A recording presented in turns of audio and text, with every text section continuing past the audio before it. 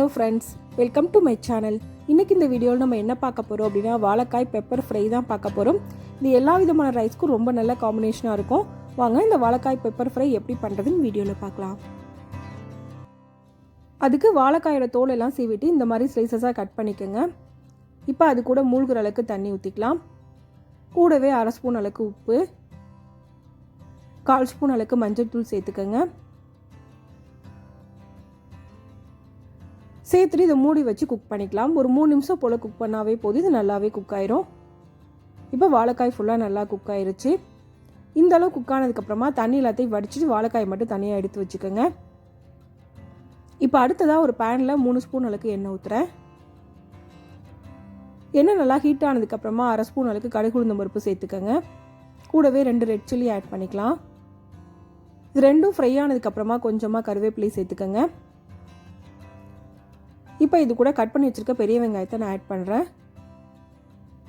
வெங்காயத்தோட கலர் நல்லா சேஞ்ச் ஆகணும், அந்தளவுக்கு இதை நல்லா ஃப்ரை பண்ணிக்கோங்க. இப்போ நம்ம வேக வச்சு எடுத்து வச்சுருக்க வாழைக்காயை இது கூட ஆட் பண்ணிக்கலாம். தண்ணி ஊற்றி சுத்தமாக வடிச்சிட்டு ஆட் பண்ணிக்கோங்க. கூடவே தேவையான அளவுக்கு உப்பு, 1/2 ஸ்பூன் அளவுக்கு மிளகுத்தூள் சேர்த்துக்கோங்க. இது எல்லாத்தையும் சேர்த்து நல்லா மிக்ஸ் பண்ணிக்கலாம். வாழைக்காயில் மிளகுத்தூள் நல்லா மிக்ஸ் ஆகணும், அந்தளவுக்கு மிக்ஸ் பண்ணிக்கோங்க.